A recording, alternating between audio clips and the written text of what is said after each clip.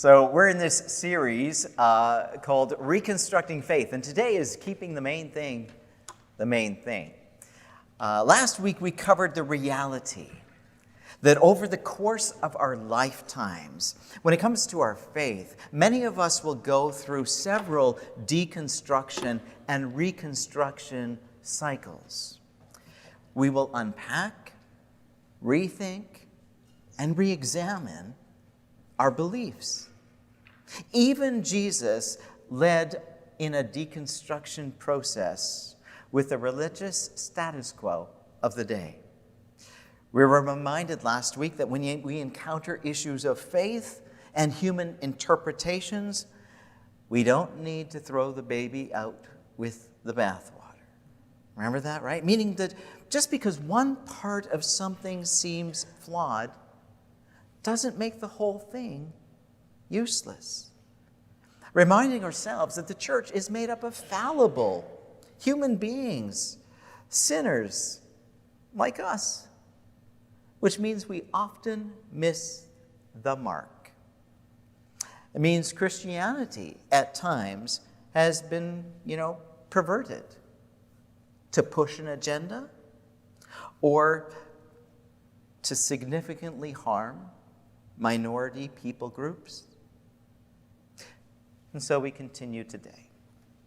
And the parable that Tina has shared with you as our reading has been the star of many children's Sunday school programs and Bible lessons and also Bible songs. Building your house on sand or rock. A simple metaphor about the strength of faith that can withstand the hardships of life.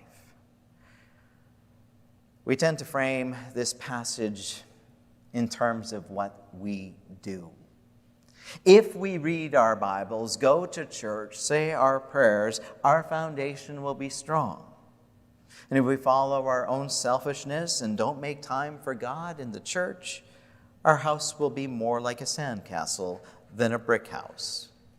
And that's a valid interpretation. I mean, Jesus asks the listener to listen and to do.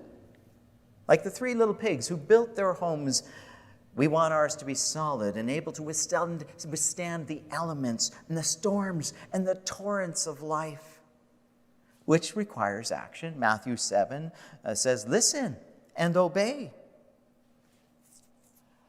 But what happens when we're doing all the right things and our faith still seems to take a beating? We're in a period of much cultural shakeup, post-COVID societal disruption, reestablishing footings and foundations and what you can count on. And add to that the advent of the technological age and personal challenges that we carry, our griefs, our disappointments. Many are unpacking, rethinking, and re-examining faith. The point of the parable is not the suitability of the building material, but it is the solidity of the foundation. So it seems we can do our part in building a stronger faith.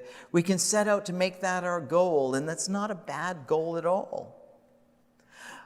But the parable is not talking about faith as the foundation.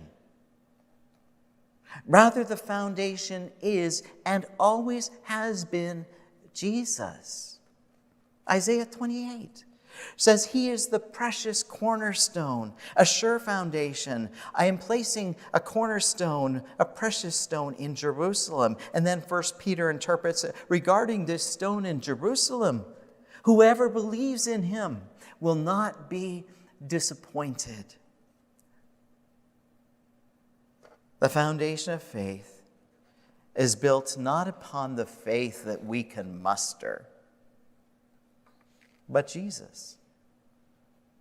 If we have built upon our own ideas and interpretations, our own answers to the big questions, we will be shaken.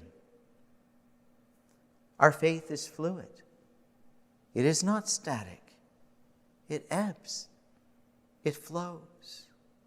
It's living. It's breathing. It's not based just on fact, but on a living foundation. Jesus.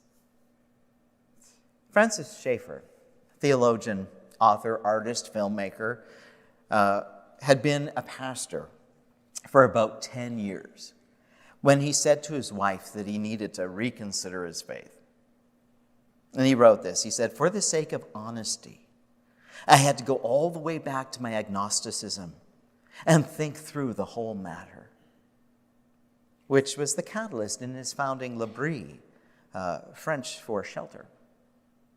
He founded it in Switzerland just post-war, in late 40s into the early 50s. And today has several institutes around the world where lay people can go to explore the issues of faith in safety without judgment. He's an encouragement to any who wonder why what we've been taught doesn't always seem to mesh with how we live.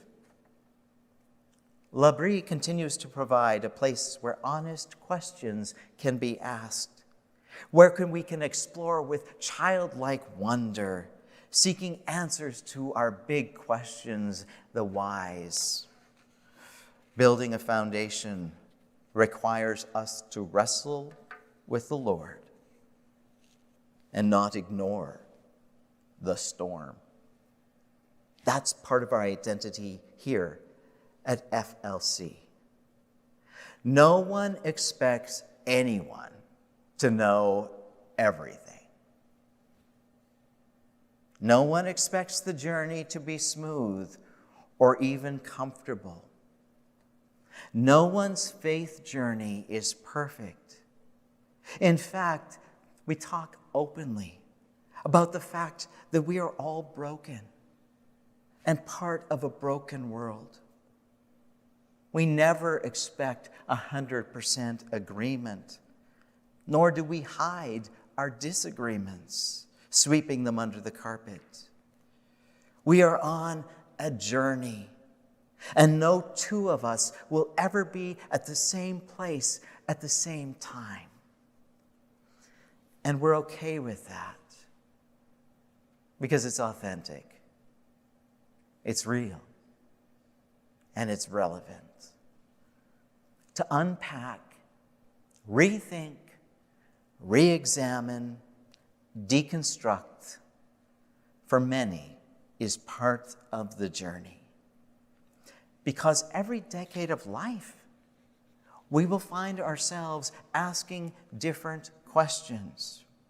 A seasoned author and writer, Pastor Gordon MacDonald, points this out about the faith journey. He says, 0 to 10, we're just waking up to the world and figuring out everything is new.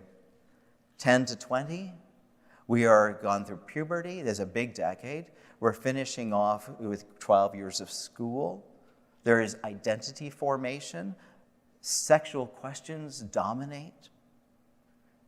20 to 30, maybe continuing education, career, thinking about the possibility of a spouse or not. In our 30s, it's mortgage, car, and kids. In our 40s, it's why isn't life going the way I expected? And in our 50s, we're saying, this is the second half. What does this mean? In our 60s, we're saying, how long can I continue to do what defines me? And in our 70s, we begin the cycle and process of the loss of friends. In our 80s and 90s, we ask the question, how close am I knocking on heaven's door? We need community around us, giving meaning and grounding to us in each of these decades of life.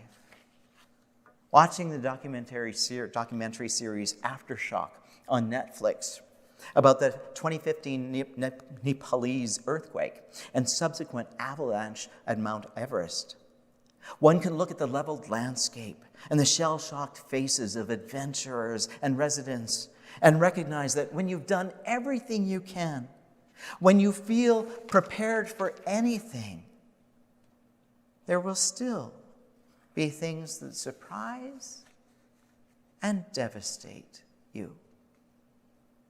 In a matter of moments, everything can change. The loss of life experienced at Nepal, over 9,000 people died, not to count the many others who were left homeless or injured, was tragedy. And not to make light of that tragedy, but that's the type of seismic shift that many in North America feel about the church over just the past decade, 10 years. We're left wondering, in the wake of COVID, political polarization, cultural shifts, heightened anxiety, how to bind up broken hearts, find ways to move forward. Karen Pryor is a woman who is no stranger to scandal. She was a longtime professor at Liberty University. Remember the Jerry Falwell moral majority political movement of the 90s for some of you? That school was seriously impacted by the moral failings and political ambitions of Jerry Falwell Jr. She refers to it as a complete hijack of Christian principles of conservatism. But enduring all of that, she has emerged as a bold leader in a new movement of Christians looking to reclaim the faith from what she terms as regressive, racist, misogynistic politics that have co-opted the faith. To underscore the distinction, she and others call themselves orthodox rather than conservative. She's not afraid to look at the failings of the church, writing this: the church, like a person, has a body. Both could be broken. There could be no healing without first exposing the wounds. Pryor has keyed in on healing that can be found in orthodoxy, which is adherence to the historic creeds of belief, particularly that we celebrate on a Sunday like today, Holy Trinity, where God is revealed to us as Father, Creator, Son, Jesus, Redeemer, Holy Spirit, Sanctifier. This has been foundational to the faith for hundreds, even thousands of years. While culture changes, the creeds contain the core beliefs that have withstood the tests of time. We're not the first generation of believers to encounter the storms of confusion, to be discouraged by the issues we face and shifting societal norms. Creeds remind us of our primary beliefs as the church. If Christianity had a website, the About Us page would have the creeds on it. They house the most important agreements of Christians around the globe regarding the foundation of faith, not all the side issues. When we find meaning in our primary beliefs, all the other things carry less weight. And the issues that can cause so much division are put in their place and can provide a framework for broad thinking. Keeping the main thing, allows Jesus to be the foundation of our faith. The rest of the design choices can be up for gracious debates. Not everyone loves shiplap, hardwood floors or tile, or Joanna Gaines on HGTV. Not everyone likes the design choices of great architects like Frank Lloyd Wright or Antonio Gaudi or Renzo Piano. Yet they design amazing places that house humanity. For at the end of the day, we all love a home that has room for all. Not everyone wants to wear Nike Blazers or Jordans, but we want everyone to have shoes to walk in. A faith that brings meaning, life to the full, here and now, and into eternity. Security in Christ, hearts transform, and lives change. The winds of change and time may blow. Our culture may shift. Our thoughts and our hearts be challenged. But the foundation of our faith can be a solid rock when the foundation is Jesus. As we journey more and more, considering the basics of Orthodox faith, we can find a place to stand firm with core beliefs of faith intact while the storms may blow, within, without.